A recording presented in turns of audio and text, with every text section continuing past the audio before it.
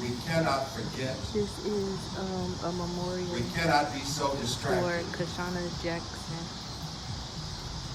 that any child, any one of God's children is ignored Today is Monday, August or put 26th, on the shelf. 2022, and it's 7:30. We gather here tonight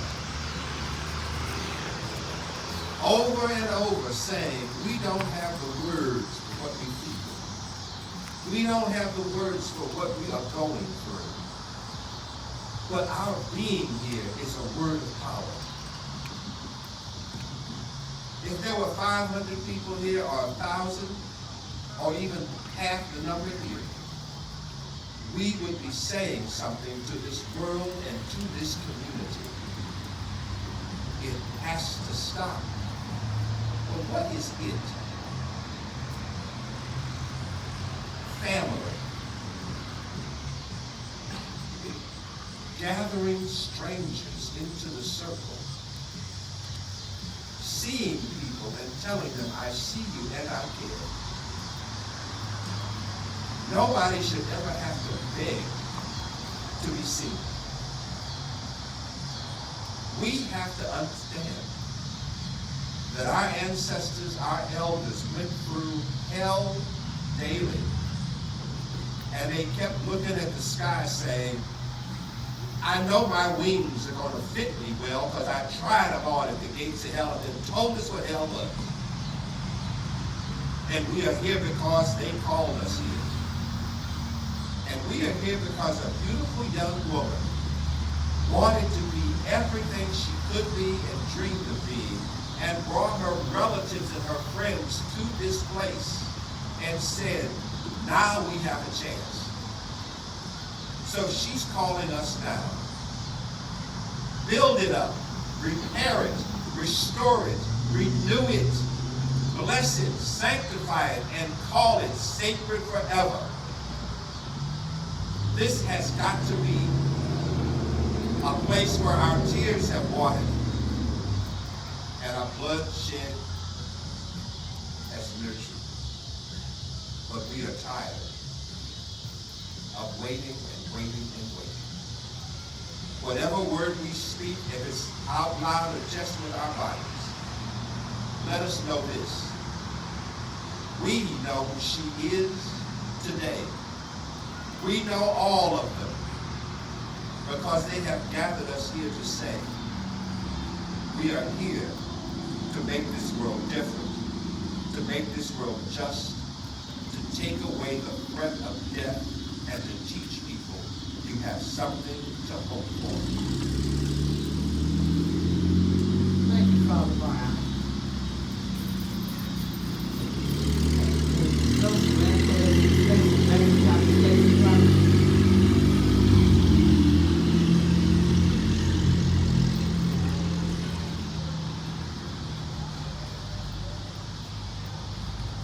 Thank you all for coming out.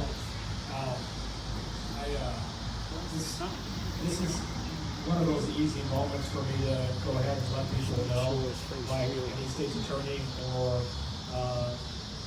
leader in the community would say, that we have no comment because it's an ongoing investigation. That's an easy thing to do, right? No comment. It's an ongoing investigation. The truth of the matter is, I have a lot of comments about this. I do. It is an ongoing investigation, and it's one that, while it's easy for me to say, no comment, ongoing investigation, I know that this is one of those cases that will be prosecuted. It was never shelved. It's been a priority for law enforcement and for our office from the beginning. The reason being is because we were understood about violence in our youth from the very beginning, from when I started campaigning and I took office. We know about it. I think that I can come in and make a change by myself, but I can't. The truth of the matter is, no matter who our state attorney is, and no matter who our chief of police is, no matter who our leaders are, without the community coming forward with information and standing up, and most importantly, standing together, we don't solve crimes. We just don't. And over the last year, we have seen people, as a result of this case, start coming together, texting law enforcement, talking to law enforcement, calling the state's attorney's office, and putting their voices so that they can be heard, and standing up and standing together. It's the most important thing. There's one thing that comes from this. It's me realizing that community participation from our office and from our police department is vital for our community to move forward. It just is.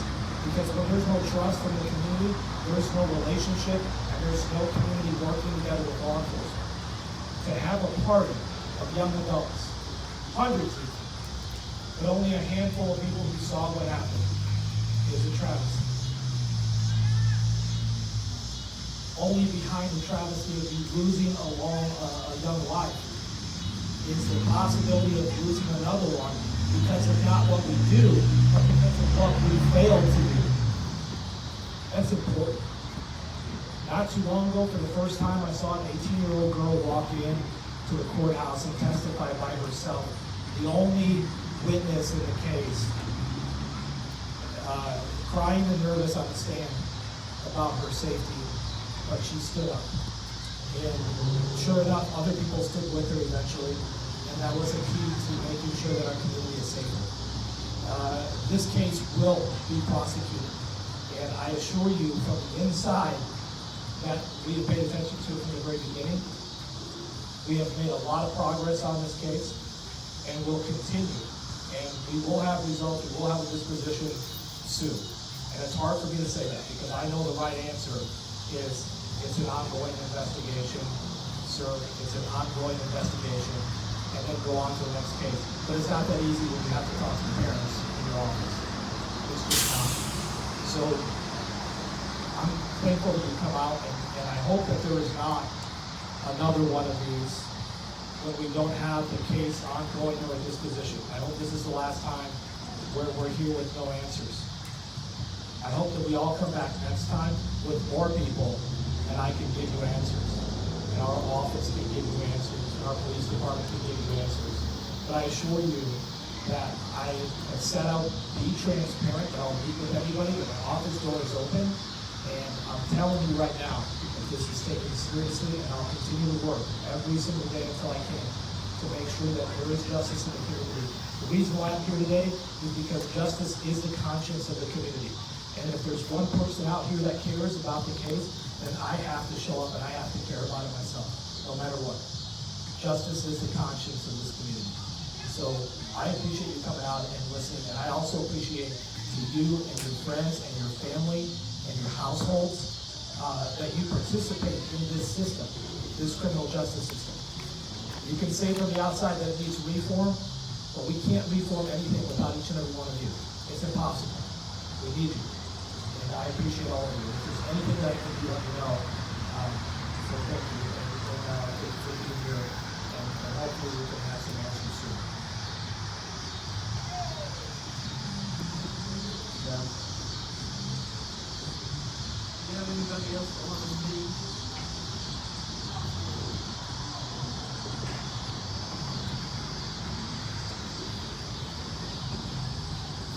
My name is L.U.B. 1973. Concerned citizen.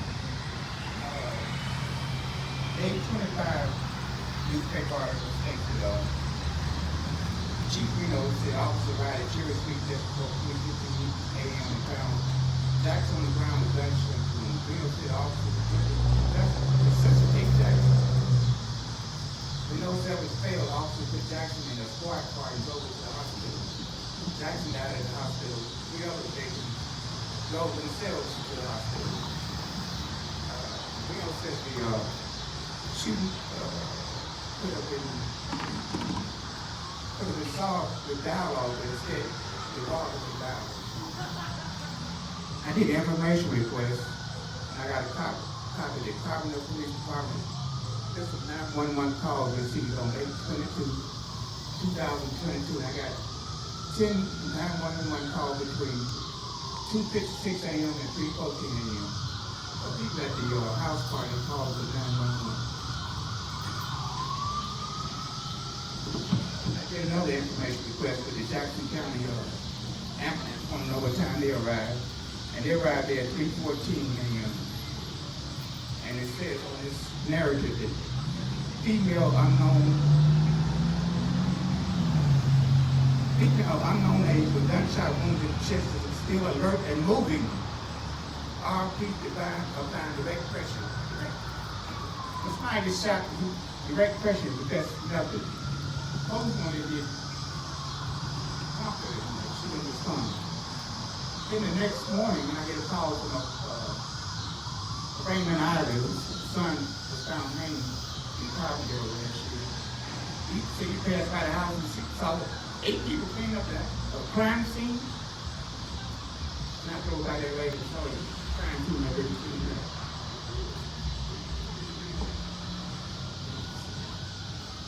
They might want to copy the document.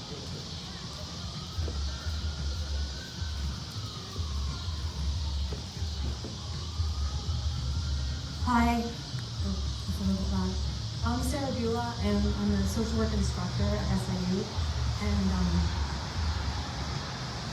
every time I talk about this, I start to cry, so I don't know what to say. I want to bring to attention the other victims of gun violence.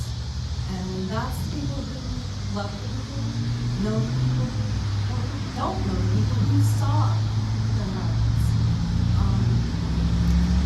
To my class this morning, or actually this afternoon, I read the email I got on Monday, the 23rd of 2021, from a student of mine asking if she could please be excused from class. The email said she was laying in the mulch a foot away from Keeshanna when she was shot. And she saw her shot. And that student, of course, got excused afterwards because she couldn't come back. She couldn't leave her house. She couldn't leave her room. And it kind of drives home the impact. It's not just the person who gets shot.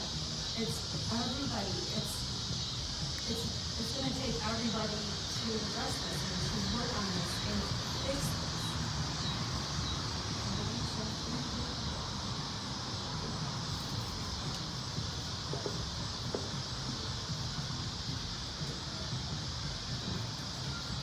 My name is Raymond Lewis Ivy. First, I want to say to Keeshanna Jackson and her family, me and my 2 youngest daughters, one of them here today, the other one is still at home. We come solely for the purpose to honor what Miss Maxwell is doing today. We came all the way from Charleston, Missouri, and myself and my daughter expected more students. It's a blessing to see multi-races here, but she was a victim too. And you would think that this place would be crowded, but it's not. But one thing about God, God said all he looked for is a few good men and women. All it takes is a few. And my son, he was a victim here too, but the police department, the coroner's office, and the prosecuting attorney would tell you he committed suicide. He was Brian Lamont Johns, the one that Mr. Reed just spoke about. And I'm not here for him because I still advocate for him because I know from all the paperwork that ain't no way my son could have committed suicide with money balled up in his hand. You see what I'm saying? And they said it was a death investigation. The police department in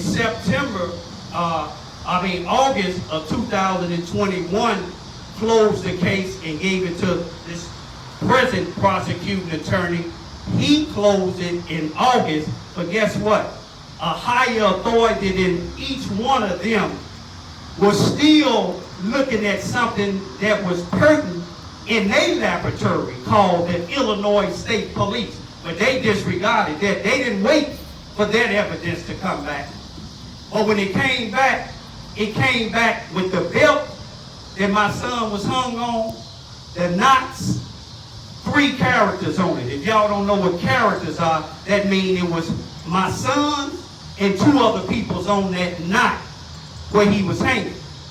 You see what I'm saying? Sometimes people tell y'all, I know y'all out here because, I know Nancy and I know y'all out here because of their death. You see what I'm saying? Don't y'all let them shut her death down like they trying to do my son. But I have people here, black and white, in Carbondale, that's still helping us. I got people all around. When you get a chance, look at my YouTube. Raymond, R-A-Y-M-O-N-D, Ivy, I-V-Y, or go on my Facebook page, Raymond Ivy, and you will see what type of investigation that the prosecuting attorney here, the president, the police department in the Jackson County corner. Have any of y'all ever heard of the name Sam Bryant? Me neither. I'm going to leave it right here. Sam Bryant is the one that they sent to go get my son, saying that he was a deputy coroner, but he worked for Meredith Funeral Home. I'm going to leave it like this here. Don't let her death go in vain like they trying to do my son. I got the paperwork. I got the Freedom of Information Act, and my YouTube videos will show y'all the same thing that the Illinois State Police. They couldn't investigate the whole thing because the Carbondale Police Department told them it was suicide. But they didn't tell them that the mayor's wife was suicide. So the Illinois State Police is investigating hers. I'm going to leave it at that. Rest in peace.